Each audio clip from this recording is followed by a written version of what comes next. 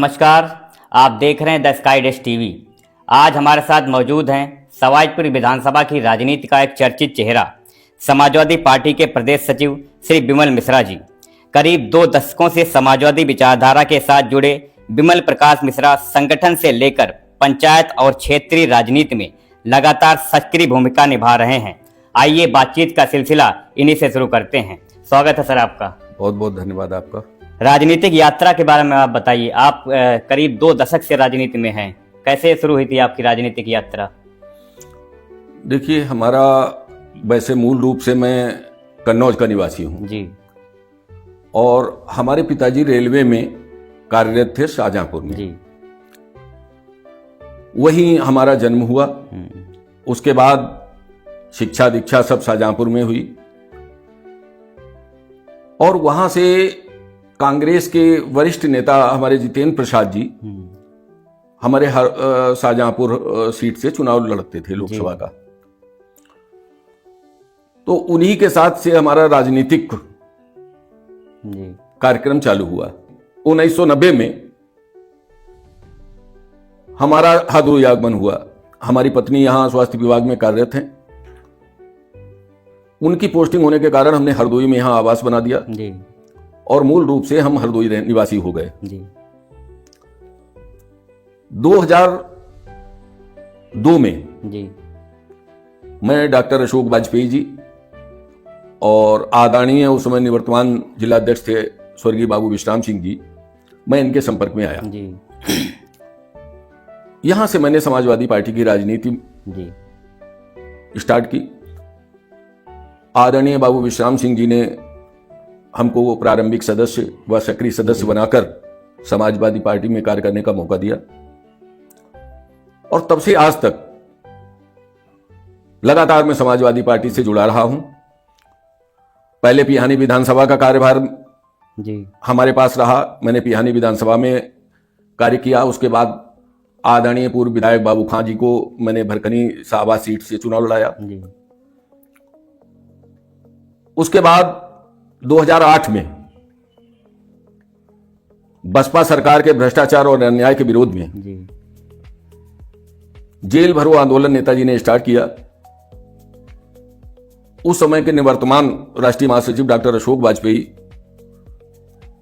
और समाजवादी चिंतक विचारक जी, बाबू चौधरी हरगोविंद सिंह जी ने कानपुर जेल भरो आंदोलन में हिस्सा लिया, जिसमें हमने भी जेल भरो आंदोलन में अपनी सहभागिता दर्ज कराई।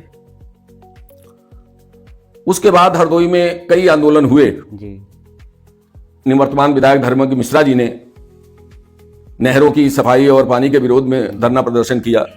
उसमें भी हम लोगों का योगदान रहा। जेल भरो आंदोलन बाल बिहार में हुआ, उनके कार्यक्रम में हम लोगों ने उसमें बढ़ चढ़कर हिस्सा लिया। उसके बाद नगर की राजनीति में हमारी पूर्व सांसद उषा वर्मा जी चुनाव मैदान में लोकसभा चुनाव में उतरी। मैंने 2009 में भरखनी विकास खंड में उनके चुनाव की भूमिका का निर्वहन किया जी, और 2009 के चुनाव में श्रीमती उषा वर्मा जी सर्वाधिक वोटों से हमारी सवाईपुर विधानसभा से जीतकर संसद में पहुंची। जी। सवाईपुर विधानसभा की जब भी बात होती है, स्वर्गीय विश्राम सिंह यादव जी का नाम सम्मान के साथ लिया जाता है। आपने उनके साथ काम भी किया है। कैसा रहा आपका उनके साथ? बिल्कुल लिया जाएगा। आदरणीय बाबू विश्राम सिंह यादव समाजवादी चिंतक थे जी, और सही रूप में जी, जनता के नेता थे। जी, तब शासन सत्ता में इतना न तो विधानसभाओं में इतना धन हुआ करता था जी, और ना ही सरकार का इतना योगदान जी, विधायकों को दिया जाता था, लेकिन फिर भी जी, सीमित संसाधनों के होते हुए भी आज कटियारी में अगर आदमी सड़कों पर निकलता है तो सर्वाधिक सड़क और पुल बनाने का काम उस समय आदरणीय बाबू विश्राम सिंह ने किया। जी, इसका श्रेय हरदोई जनपद में सबसे अधिक अगर किसी नेता को जाता है जी, तो बाबू विश्राम सिंह को जाता है। जी। 2012 में आपको समाजवादी ब्राह्मण सभा का प्रदेश सचिव बनाया गया। उस दौरान अलग अलग जिलों में संगठन को मजबूत करने का अनुभव आपका कैसा रहा? आपने कई जिलों में भ्रमण किया, चुनाव प्रचार किया, प्रभारी भी कई जिलों में रहे आप। देखिए, ब्राह्मण सभा का प्रदेश सचिव माननीय मनोज पांडे जी के उस समय नेतृत्व में राष्ट्रीय अध्यक्ष हमारे अखिलेश यादव जी ने जी प्रदेश सचिव का नेतृत्व मुझे सौंपा था जी और उस नेतृत्व में मैंने आस्था जताते हुए जी उस समय इटावा मैनपुरी से तेज प्रताप यादव जी लोकसभा का चुनाव लड़े। वहां 15 दिन रहकर हम लोगों ने कार्य किया। जी उसके बाद कन्नौज लोकसभा में जी श्रीमती डिम्पल यादव जी ने चुनाव लड़ा। उस समय वहां के निवर्तमान जिला अध्यक्ष थे राकेश तिवारी जी। जी उनके साथ भी हमने कन्नौज में चुनाव में भूमिका निभाई। जी इसके बाद अभी मैनपुरी एटा में चुनाव हुआ, डिम्पल जी चुनाव लड़ी। जी वहां भी हमारे हरदोई के कई साथी, उसमें पद्मराज सिंह पम्मू भी जी मेरे साथ थे। जी तो वहां भी हमने प्रदेश के नेताओं के साथ मिलकर जी अपनी चुनाव में भागीदारी निश्चित की जी और अधिक से अधिक गांवों में जनसंपर्क किया। जी जैसा कि हमने सुना है कि 2005-06 की बात है, आप कृषि मेला का भी आयोजन यहाँ हरदोई जनपद के आसपास करते थे। ये अनुभव कैसे आप इसे देखते हैं? चूंकि देखिए नेताजी हमारे आदरणीय मुलायम सिंह यादव जी। जी, स्वर्गीय मुलायम सिंह यादव जी किसान और खेती से जुड़े रहे सदैव। जी और नेताजी की मंशा थी कि समितियों के, सहकारी समितियों के माध्यम से गांव-गांव किसानों तक सुविधाएं पहुंचे। तो उस समय चूंकि मैं इफको का कॉन्ट्रैक्टर था पूरे जिले का, ट्रांसपोर्टिंग लोडिंग सब हमारी थी। जी और हरदोई में कृषि मंत्री डॉक्टर अशोक वाजपेयी थे। जी तो इस नाते हरदोई में सर्वाधिक कृषि मेला लगवाकर जी किसानों को सस्ती खाद मिले और उनका स्तर सुधरे, इसके लिए हम लोगों ने जगह जगह कृषि मेला लगाकर खाद का वितरण कराया था और सरकार से मिलने वाली सुविधाओं को किसानों को उपलब्ध कराया। किसानों से आपको ज़्यादा लगाव है, किसानों की बात ज़्यादा उठाते हैं। भाई देखिए, पैतृक हमारा परिवार किसान ही है जी और खेतीबाड़ी और किसानी से जुड़ा होने के कारण सदैव हमें किसानों से लगाव रहा है। जी और नेताजी की विचारधारा से प्रभावित होने का मात्र कारण भी यही है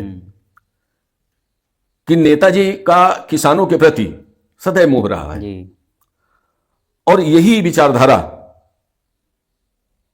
मुझे नेताजी की तरफ आकर्षित करती है। जी और इसी के तहत मैंने किसानों के लिए समय समय पर जो भी आंदोलन किया, देखिए समाजवादी सरकार ने किसानों के लिए सिंचाई मुफ्त की जी जिससे किसानों की आय बढ़े। जी उसके बाद जितने भी कनेक्शन थे, विद्युत कनेक्शन थे ट्यूबवेल के, उन पर 60,000 अनुदान आम किसान को देने का काम किया। लेकिन भाजपा सरकार आने के बाद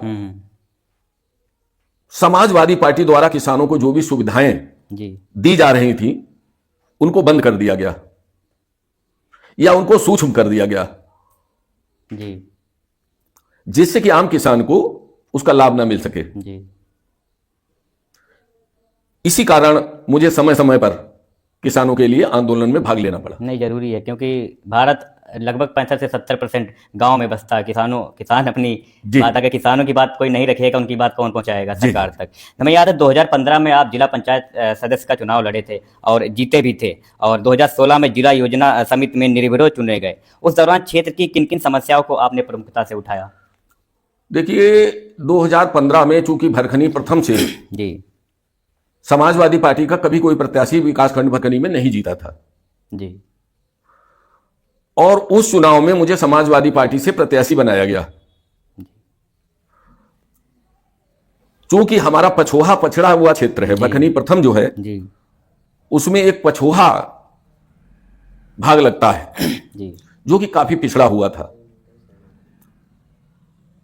और उस क्षेत्र में चुनाव लड़ने में वहां लोगों की अपेक्षाओं को जो हमने देखा नजदीक से, जी तो चुनाव लड़ने का फैसला किया। वहां के सभी आम लोगों ने हमें जन समर्थन दिया और मैं विजयी हुआ। जी उसके बाद जिला योजना का आयोग द्वारा जिला योजना सदस्य के लिए निर्विरोध निर्विरोध चुनाव हुआ जिसमें कि मैं निर्विरोध चुना गया। कोई सामने कैंडिडेट नहीं आया? जी नहीं, सभी सदस्यों ने हमको निर्विरोध सदस्य चुना। अच्छा। उसके बाद आपने देखा ही होगा कि हमने जिला पंचायत और जिला योजना के कार्यकाल में रहते हुए जी लगभग हरदोई जिले में सर्वाधिक अगर सड़कों का निर्माण हुआ है जी तो आप क्षेत्र में जाके भ्रमण करके भी हमारे क्षेत्र में आप पता कर सकते हैं कि सबसे ज्यादा अगर सड़कों का निर्माण कराया है किसी जिला पंचायत सदस्य ने तो समाजवादी पार्टी के सदस्य होने के नाते मेरा भी उसमें योगदान है। आप निर्विरोध चुने गए, उस समय ये सत्ता की हनक थी या ये व्यक्तिगत आपकी पहचान थी, जनता का जुड़ाव था, या अन्य सदस्य थे उनका लगाव आपसे ज्यादा था? देखिए, जिला पंचायत में जितने भी उस समय चुने हुए सदस्य थे जी, लगभग हमारे जिला पंचायत सदन में, क्योंकि सत्ता उस समय समाजवादी पार्टी की ही थी। आपको एक चीज और ध्यान होगा कि उस समय समाजवादी विचारधारा से जुड़े कुछ नेताओं ने माननीय नेताजी से अनुरोध किया था। उन्होंने उस समय एक प्रस्ताव पारित किया था जी कि जनप्रतिनिधियों की तरह जी जिला पंचायत सदस्य को भी कुछ दिया जाए, जी और उसको लेखा अनुभाग से पास भी करा दिया गया था। जी तो जिला पंचायत सदस्य बनने के बाद मैंने भी अपनी समाजवादी पार्टी के मेंबरों जो हमारे चुन के आए थे उनके साथ मिलकर मैंने सरकार से एक मांग की थी जी कि जैसे विधानसभा का भी एक सदस्य विधायक होता है, जी जिला पंचायत भी हम लोगों का काफी बड़ा क्षेत्र होता है। जी 50 लाख की आबादी से एक जिला पंचायत क्षेत्र का चुनाव होता है। तो हम लोग भी चूंकि क्षेत्र से जुड़े हैं और क्षेत्र के लोगों को, हम लोगों के पास, जिला पंचायत के सदस्य के पास कोई अपना निजी निधि जी नहीं होती है। या वो नहीं होती है, तो हमने भी सरकार से मांग की थी, हाँ जिससे हमारे सभी सदस्य प्रभावित थे जी, और उस सदस्यों ने निर्विरोध जिता दिया आपको। हमको जिला योजना सदस्य के रूप में निर्विरोध चुना। जी, वर्तमान में आप समाजवादी पार्टी में प्रदेश सचिव की जिम्मेदारी निभा रहे हैं। संगठन को मजबूत करने के लिए आप इस समय क्या कर रहे हैं? देखिए, सबसे पहले राष्ट्रीय अध्यक्ष जी ने उत्तम सिंह पटेल जी के नेतृत्व में जी मुझे समाजवादी प्रदेश कार्यकारिणी में प्रदेश सचिव नामित किया, जी जिसमें मैंने कई जिलों में, जी शाहजहांपुर, कन्नौज, फरुखाबाद, मैनपुरी, इटावा, कई जिलों में मैंने अपनी भागीदारी सुनिश्चित की। उसके बाद दोबारा जब प्रदेश कार्यकारिणी घोषित हुई पाल जी के नेतृत्व में, जी तो आदरणीय पाल जी के नेतृत्व में भी मुझे दोबारा प्रदेश सचिव बनने का मौका मिला। जी उसके बाद हमें उन्नाव में प्रभारी बनाया गया। उन्नाव में भी मैंने अपना कार्यकर्ताओं के बीच में संगठन के रूप में काफी काम किया। जी, यानी दूसरे जनपद में भी आपने संगठन को यस, मजबूती, उसमें संगठन की जिम्मेदारी चूंकि हमें दी गई थी, जी तो उन्नाव जिले में भी मैंने संगठन में काम किया। उसके बाद अभी राष्ट्रीय अध्यक्ष जी ने SIR हाँ में कार्य करने का मौका दिया, जी जिसमें कि टड़ियामा गोपा मऊ क्षेत्र में, चूंकि मैंने देखा है अभी कोई जो नए राजनीतिज्ञ हैं उनको, जिनको जानकारी नहीं है, हाँ। वो बीच बीच में कभी टिप्पणी कर देते हैं कि मिश्रा जी की सक्रियता समाजपुर में क्यों नहीं हाँ। दिखती। तो देखिए, मैं पार्टी का कार्यकर्ता हूं, जी राष्ट्रीय नेतृत्व तो मुझे जहां भी संगठन में, जहां भी कोई अपनी भूमिका अदा करने की इजाजत देगा, हाँ उस विधानसभा में मैं काम करूंगा। जी तो बिल्कुल वर्तमान में गोपामऊ टड़ियामा क्षेत्र में जी हमने SIR में काम किया, हाँ और सवाईजपुर, शाहबाद या अन्य विधानसभाओं में मैं व्यक्तिगत पहले भी जुड़ा रहा और आज भी अपने कार्यकर्ताओं और आम जनता में जुड़ा हुआ। जी। सवाईजपुर की आपने बात की, हम वहीं पर आते हैं। सवाईजपुर विधानसभा की राजनीति को आप किस तरह इस समय देख रहे हैं? देखिए, सवाईजपुर यहाँ की की, सबसे बड़ी क्या समस्या है इस समय, या देखिए एक बात आपको हम बता दें सामाजिक चुनौतियां क्या क्या हैं? कि सवाईजपुर विधानसभा जो है जी। हमारा सबसे बड़ा क्षेत्र है समाजवादी पार्टी का। जी लेकिन आजकल की जो पीढ़ी है जी उसमें और संगठन में जी थोड़ी हरदोई के संगठन में एकजुटता की कमी होने के कारण जो अलग अलग राजनीति करते हैं, जी तो इससे कभी कभी हमें नुकसान भी होता है। माननीय राष्ट्रीय अध्यक्ष जी चूंकि समय समय पर अपना सर्वे भी कराते रहते हैं जी और जिसे उपयुक्त वो समझेंगे जी उसे टिकट देंगे, और जिसे टिकट देंगे उस समय उसे कार्यकर्ता होने के कारण हमारा पूर्ण समर्थन जी। और साथ मिलेगा। टिकट के रेस में आप अपने आप को देखते हैं? देखिए, जिला पंचायत चुनाव में जब मुझे टिकट दिया गया समाजवादी पार्टी से, जी तब भी मैंने कोई पार्टी से ना तो टिकट मांगा था जी और ना कोई अपेक्षा की थी। पार्टी ने मुझे जिला पंचायत सदस्य चुना, जी उसके बाद संगठन में मुझे स्थान दिया, और तब से आज तक जी सवायरपुर क्षेत्र की, चाहे वो गन्ना समिति का चुनाव हो, चाहे क्षेत्र पंचायत का चुनाव हो, या बसपा सरकार में अन्याय अत्याचार के विरोध में जी जिस समय ब्राह्मण भाईचारा कमेटी बसपा सरकार ने गांव गांव बनाई थी, उस समय भी 2009 में भरखनी विकासखंड में उषा वर्मा जी को चुनाव लड़ाकर जी भरखनी विकासखंड में सबसे अधिक वोटों से जिताकर भिजवाया था। एक प्रधानी का चुनाव भी 2021 में हुआ था, वो काफी चर्चा में रहा था। उस समय उसका रिजल्ट 24 घंटे के बाद शायद आया था। क्या था पूरा प्रकरण? देखिए, भाजपा सरकार बनने के बाद चूंकि भाजपा सरकार में जी अहंकार की राजनीति होती है,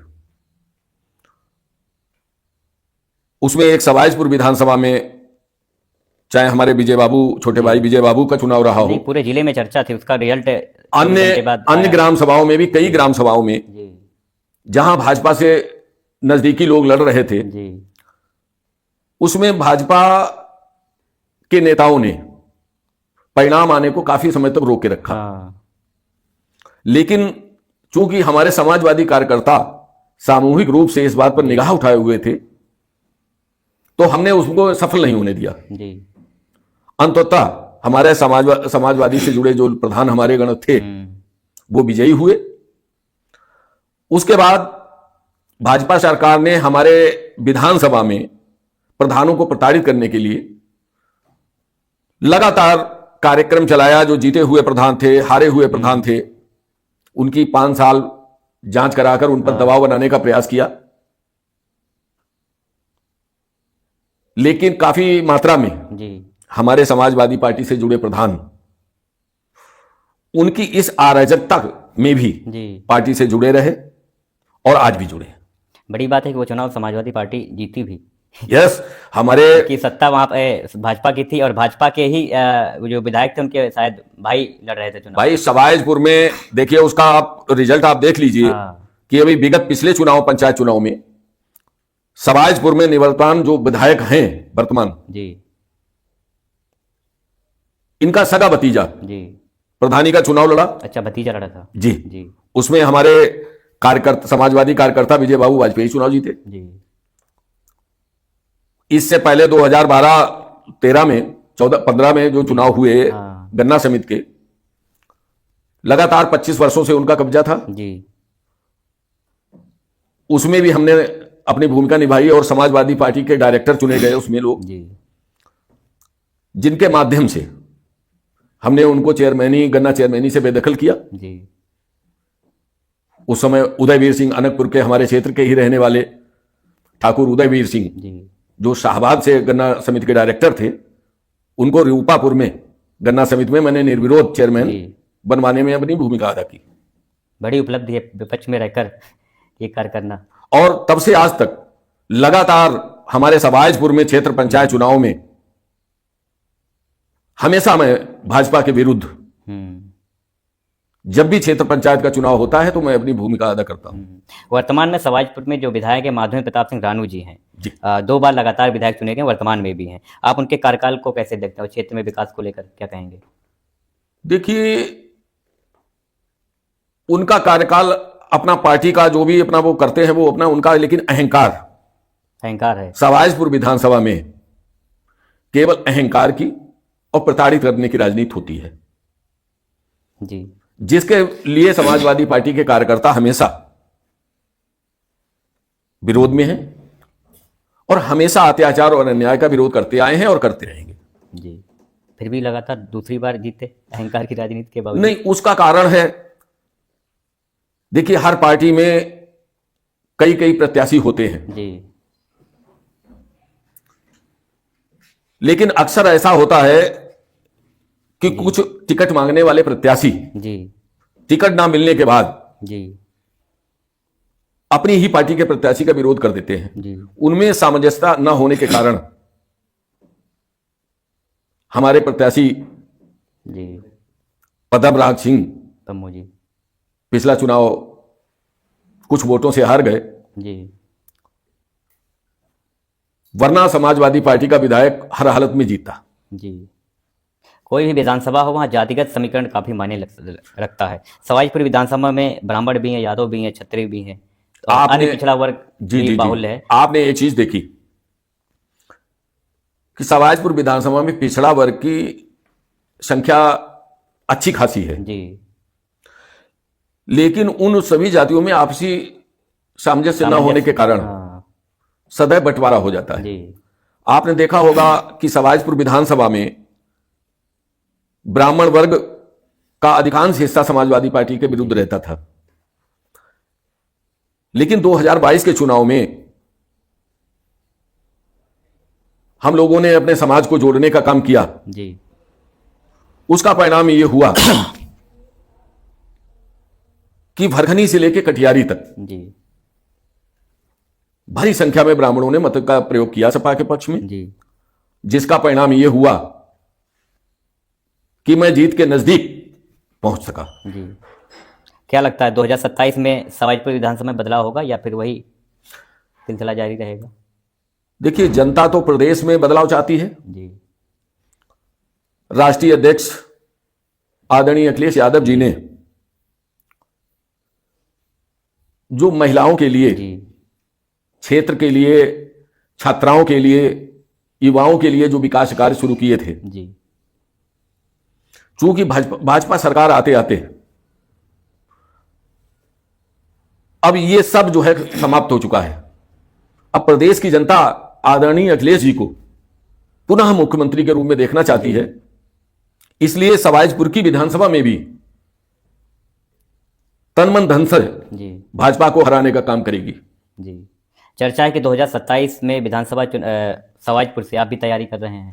देखिए, आपने जो प्रश्न किया है, पार्टी का कोई भी कार्यकर्ता जी सबसे पहले वो समाजवादी पार्टी कार्यकर्ता है, जी और मैं भी एक समाजवादी पार्टी का कार्यकर्ता हूं। राष्ट्रीय अध्यक्ष जी जिसे भी प्रत्याशी बनाएंगे 2027 में, जी जिसको चुनाव लड़ने की अनुमति देंगे, बिमल मिश्रा ये वादा करता है कि उस प्रत्याशी की आत्मीयता से पूरी संपूर्ण सहयोग से मदद करेंगे जी। और उसको जिताकर भेजने का प्रयास करेंगे। ये बड़ी बात कही आपने। अगर टिकट नहीं मिलता है फिर भी जिसे भी मिलेगा मजबूती से आप लड़ाएंगे। पूर्व में भी देखिए, मैंने 2011 से लगातार सवाईपुर में काम किया है, जी लेकिन कभी कोई टिकट की अपेक्षा नहीं की, जी जबकि हमारा और पूर्व प्रत्याशी पद्मराज सिंह का इस हरदोई जनपद में सभी जानते हैं, समाजवादी पार्टी के लोग, हमारा परस्पर विरोध भी रहा है। जी लेकिन राष्ट्रीय अध्यक्ष जी ने जब 2022 में उनको समाजवादी पार्टी प्रत्याशी बना के भेजा, तो उसमें चुनाव में सबसे बड़ी भूमिका दिन रात एक करने का काम विमल मिश्रा ने किया, अगर पार्टी आपको और अपने समाज के अधिक से अधिक उनको वोट दिलाने का भी प्रयास किया। जी। अगर 27 में पार्टी आपको मौका देती है तो विकास की क्या प्राथमिकताएं होंगी? ये हमारे नेता पर आधारित है। अगर पार्टी कभी ऐसा कोई मौका देगी जी तो हमारी सबसे बड़ी प्राथमिकता है किसानों के लिए। चूंकि भरखनी क्षेत्र में,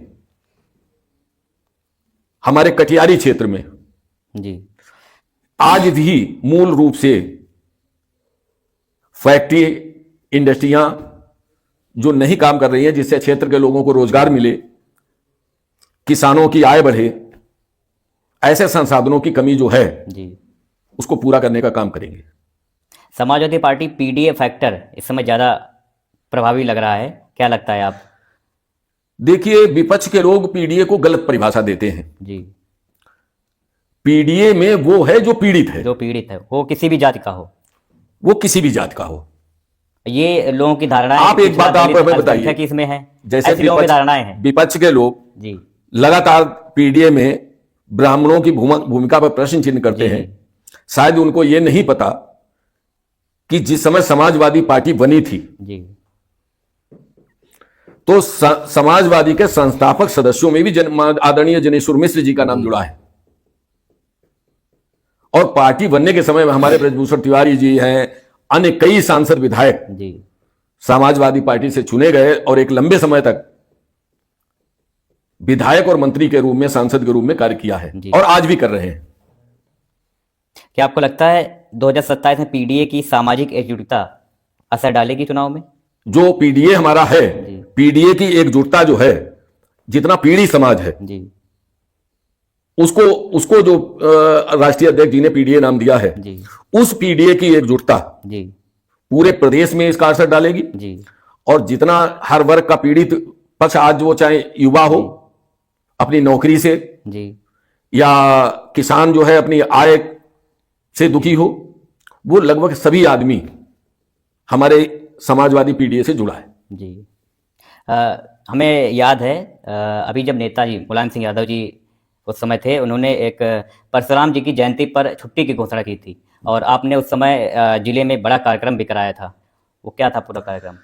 देखिए, नेताजी ने एक प्रदेश में गुलदस्ता तैयार किया था जी, राष्ट्रीय राजनीति में, जिसमें समाज के हर वर्ग के लोग हुआ करते थे। जी, और नेताजी ने ब्राह्मणों की भावनाओं, चूंकि भगवान परशुराम जी चिरंजीवी हैं, जी,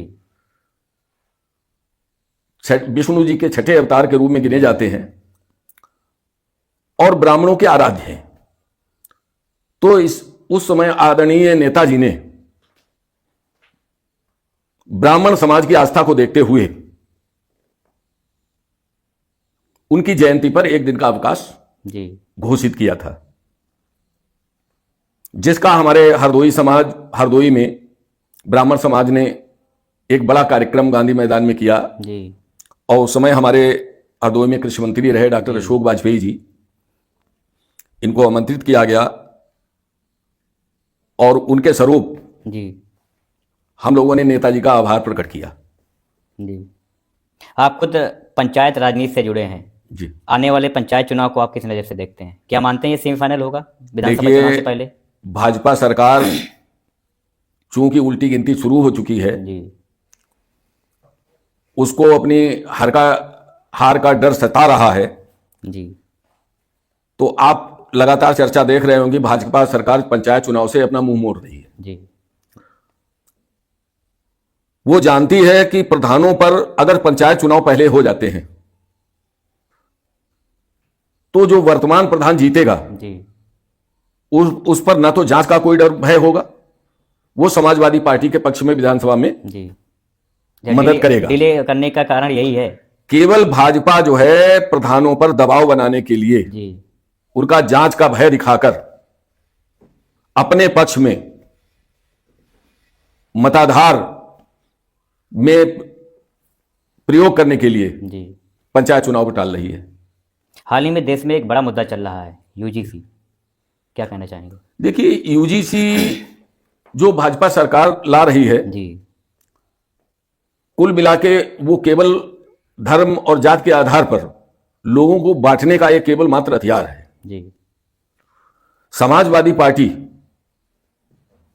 समाजवाद पर विश्वास करती है जी। और सभी धर्म, सभी जाति को सामूहिक सम्मान देती है और उन्होंने लगभग हर समाज को, आपको ध्यान होगा कश्यप समाज पर अंग्रेजों के समय से जो काला कानून था जी, वो वही नेताजी ने ही समाप्त किया था।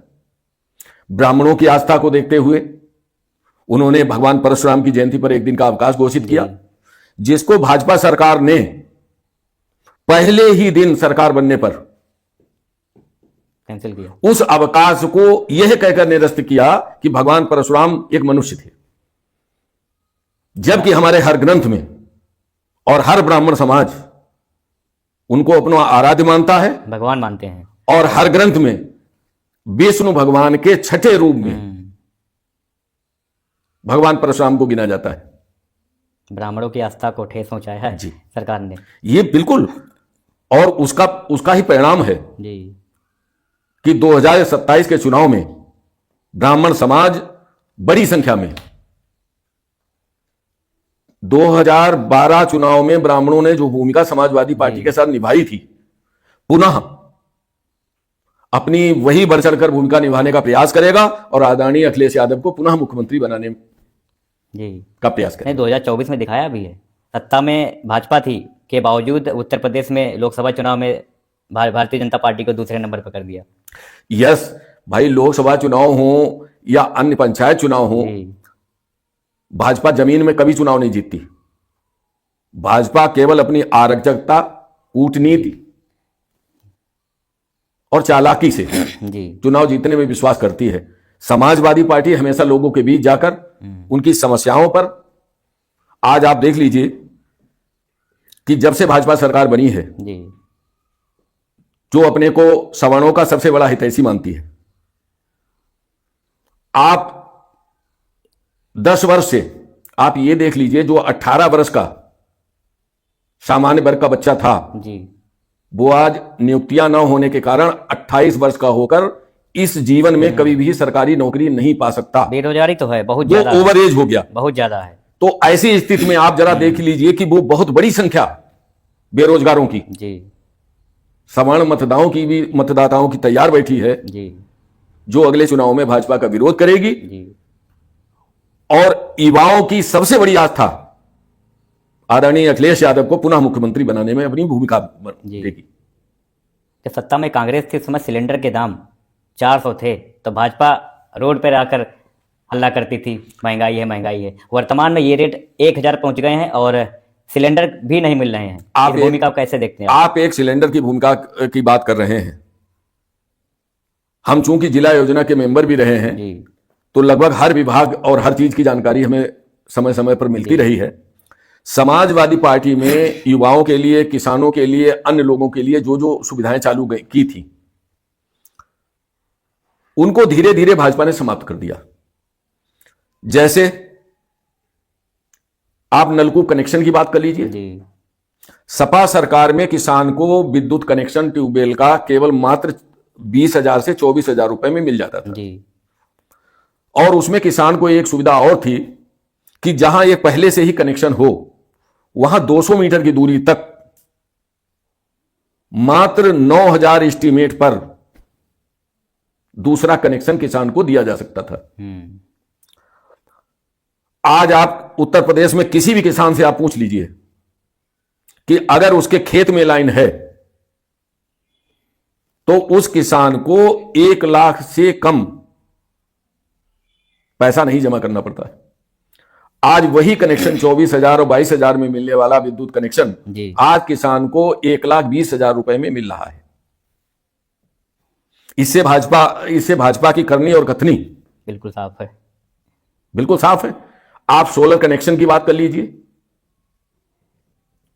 इस देश के हमारे नेता जो हैं बहुत सोलर पर बात करते हैं। आप देख लीजिए कि जो 72,000 रुपए जी किसानों के लिए सोलर पैनल लगवाने की बात की थी, वही सोलर पैनल कृषि विभाग द्वारा जो किसानों को दिया जा रहा है, आज उस पर 2,25,000 रुपए जमा होता है। ये बात है। जो समाजवादी पार्टी सरकार में मात्र 72,000 रुपए में दिया जा रहा था, वो आज 2,25,000 रुपए कृषि विभाग द्वारा दिया जा रहा है। सिलेंडर मिल रहा है। देखिए, चाहे सिलेंडर हो, चाहे सीएनजी हो, आपको मिल रहा है सिलेंडर समय या अन्य कोई भी, मिल जाता है। लगभग हर आदमी को प्रतीक्षा करनी पड़ रही है। प्रतीक्षा करनी पहले से थोड़ी ज्यादा या कम?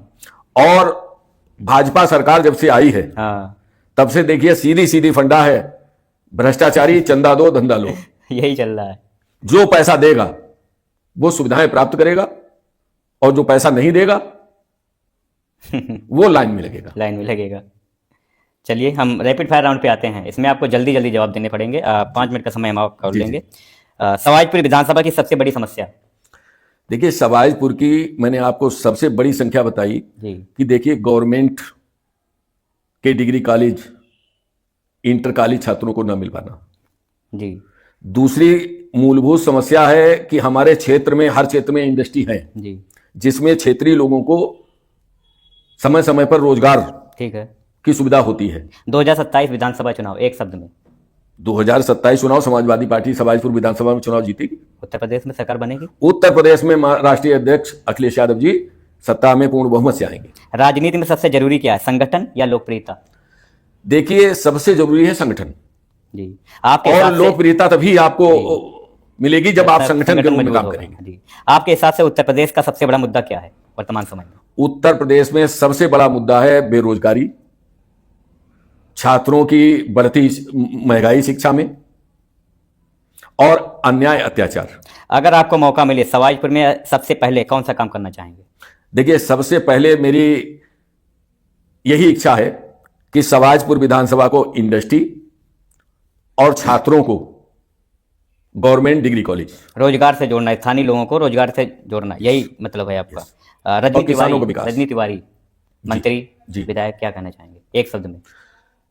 देखिए, हमारे क्षेत्र से पहले भी समाजवादी पार्टी से भी शिक्षा मंत्री रहे और आज भाजपा से भी शिक्षा मंत्री हैं। पूर्व में शिक्षा मंत्री रहे हमारे समाजवादी पार्टी से जो शिक्षा थोड़ा मंत्री कम समय रहे, लीजिएगा, राइट उन्होंने बताया। हरदोई को डिग्री कॉलेज दिया जीडीसी के रूप जी। में। अन्य शाहबाद में भी गवर्नमेंट के कॉलेज दिए, और वहीं आज भाजपा से जो शिक्षा मंत्री बने हैं उन्होंने हरदोई में गवर्नमेंट डिग्री कॉलेज पब्लिक को देने का काम नहीं किया, बल्कि भाजपा सरकार में स्वयं लाभ उठाने का जरूर कार्य किया। शराफत अली, जिला अध्यक्ष समाजवादी पार्टी। देखिए, जिला अध्यक्ष कोई भी हो, राष्ट्रीय अध्यक्ष जिसे जिले में प्रदेश से नेतृत्व करने का मौका देंगे, वो कार्यकर्ता होने के नाते हमें स्वीकार्य है। जी।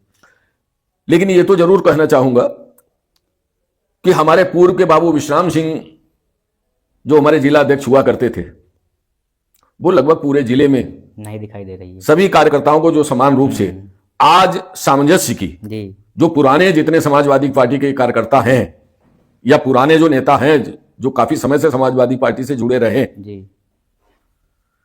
कहीं न कहीं सामंजस्य की कमी है। कमी है। महादेव प्रताप सिंह रानू, विधायक सवाईपुर, क्या उनके बारे में आप सुनना एक चाहेंगे? शब्द में क्या कहना चाहेंगे? देखिए, कम समय लीजिए। उनका कोई राजनीतिक इतिहास नहीं रहा है। वो समय समय पर अपनी राजनीति बदलते रहते हैं, और क्षेत्र में जो उनकी अहंकार और अन्याय की राजनीति जो लगातार क्षेत्र में हो रही है, जी। इसकी जनता विरोध करती है। पद्मराज सिंह पम्मू, पद्मराज सिंह पम्मू, हमारे विश्राम सिंह जी चूंकि जिला अध्यक्ष हमारे रहे और जमीन से जुड़े नेता रहे, जी। उनका पुत्र होने के नाते क्षेत्र में हमारे पद्मराज सिंह पम्मू यादव जी का भी आम पब्लिक में जी। अच्छा योगदान है, और हमें उम्मीद है कि आगे भी पार्टी में अपना योगदान बनाए रखेंगे, और जिसे राष्ट्रीय अध्यक्ष जी मौका देंगे, मौका देगी, हाँ। उसको हम लोग सब लोग मिलकर काम करें। चुनाव लड़ाएंगे। युवाओं को राजनीति में आने के लिए क्या संदेश देना चाहेंगे? आपको लगता है देखिए- युवाओं को राजनीति में आना चाहिए? देखिए, राष्ट्रीय अध्यक्ष हमारे खुद युवा हैं, जी। और इस बार पिछले पूर्व में चुनाव में भी आपने देखा कि कई शिक्षित युवाओं को, युवतियों को उन्होंने विधानसभा चुनाव, लोकसभा चुनाव लड़ाकर जिताकर भेजा। जी। इस चुनाव में भी आदरणीय राष्ट्रीय अध्यक्ष अखिलेश यादव जी अधिक से अधिक युवाओं को भी मौका देंगे। जी, थैंक यू। अच्छा लगा आपसे बात करके। बहुत बहुत धन्यवाद आपने अपनी आपका। बात बहुत ही बेबाकी से रखी। आप थे बिमल मिश्रा जी, जिन्होंने सवाईपुर की बात 2027 को लेकर अपनी बात स्पष्ट रखी। बने रहिए हमारे साथ, मिलते हैं अगले मेहमान के साथ। धन्यवाद। धन्यवाद।